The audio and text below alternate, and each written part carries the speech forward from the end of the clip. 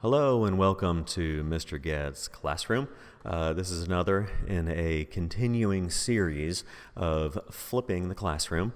So what I'm attempting to do is to cover material and put it on YouTube so students can watch it on their own time, before class, after class, as needed.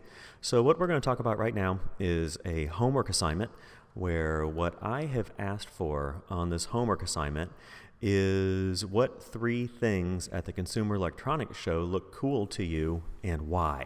The Consumer Electronics Show happens every year in Las Vegas, Nevada, and it ended about a week ago, so January 8th through the 11th. And CES showcases a lot of exhibiting companies, manufacturers, and on and on and on. So I don't need to read all of this, but I did want to look at some of the links that are here. Now, when I click on one right here, About, this is going to tell us about the Consumer Electronics Show. So in class this week, I've seen some students who were on this site taking a look through here, which I didn't see this the other day, but here's a timeline of technology milestones. So since 1967, this has been happening. So we had 3D printers in 2014. We had 3D TV in 2009. We had HD radio. Got the Xbox and a plasma TV. So the Xbox is 18 years old now here. So what this assignment asks is what three things at the Consumer Electronics Show look cool to you and why? What I'm expecting is what the thing is, a couple sentences about it, and then students can reply as a private comment or they can email it to me, which is philip.goetz@maynardisd.net. To explore, you could also use this page right here. So when we click on this one, what's going to come up is a website called B&H. B&H is a source for technology. I'm just going to say don't allow here because I don't care to get notifications from B&H. So one thing that jumped out at me looking at all of the CES coverage was something about things in the water. Oh, I used to work for Other World Computing. So in 2015, I worked for OWC. A company was founded by Mr. Larry O'Connor when he was 14 years old.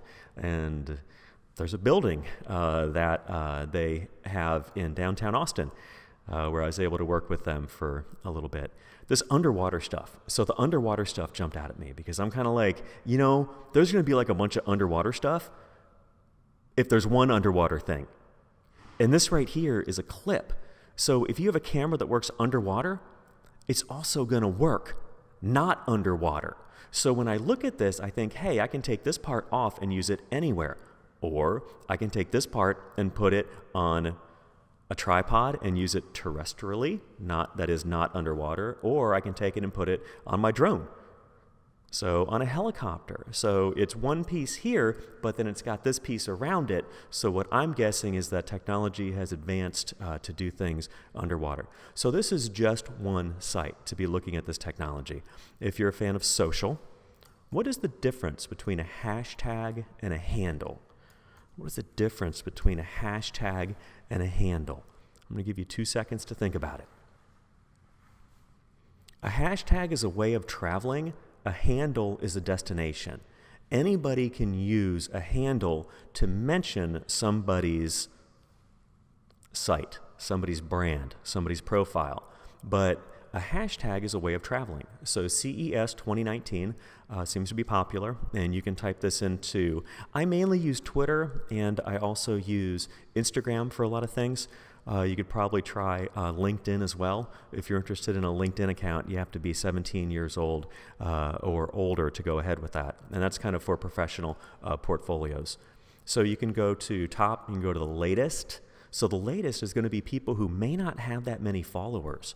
And this is an opportunity to maybe start a conversation with somebody and about the technology that they have, the technology they're using. Some of it is in different languages, as you can kind of see here. Different people won awards. This looks like a taxi that can climb upstairs. Again, that one's in another language. You can just search by photos. And photos is going to be sure to show you something that is a photo in the post. So here looks like some type of head-worn technology. RealMax returns a retail version of a Quain augmented reality headset. I need to read about this more. Like, what is this? How is this working? So this seems to have a lot of followers. So for the purposes of this assignment, I don't want to go too far down a wormhole here, is to just find 3 different things that look cool to you, and then to tell me why those things look cool. There's one more article. There's one article here that I came across this morning. The 4 biggest trends demystified. So what this is coverage is going to keep happening. So after CES, there's going to be bigger trends that emerge. There's going to be more information that is reported on. And I think that these 4 trends I'm going to cover real quickly here, just to see how the technology is kind of being grouped. So what I'm seeing here is, okay, it looks like some bold-faced things on here. So just getting an overview.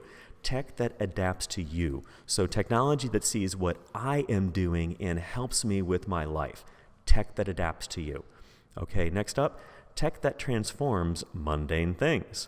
So maybe a mundane thing is, what that says to me is going to the grocery store and having things work better when I'm looking for stuff in the grocery store. So it's a mundane thing, shopping, but that experience can somehow be transformed. Maybe, maybe not. Tech that helps you sleep better. Sleep better. Are we turning our technology off at night? One big thing that was added to iPhone OS last year was to have your phone use more orange colors and red colors as opposed to blue, because blue actually works with brain patterns and the circadian rhythm to keep people alert and up. So it may be good to either turn your phone off completely the last couple hours of the day, or to have it switch to that more orange tone. So tech that saves lives. So again, my name is Mr. Goetz, and what I've been attempting to do is to flip the classroom, and that's to explain a handful of things so students can choose when they would like to engage with the content, and then be more prepared to come to class to work collaboratively or to have specific questions about their work and about their content. Thanks so much for watching.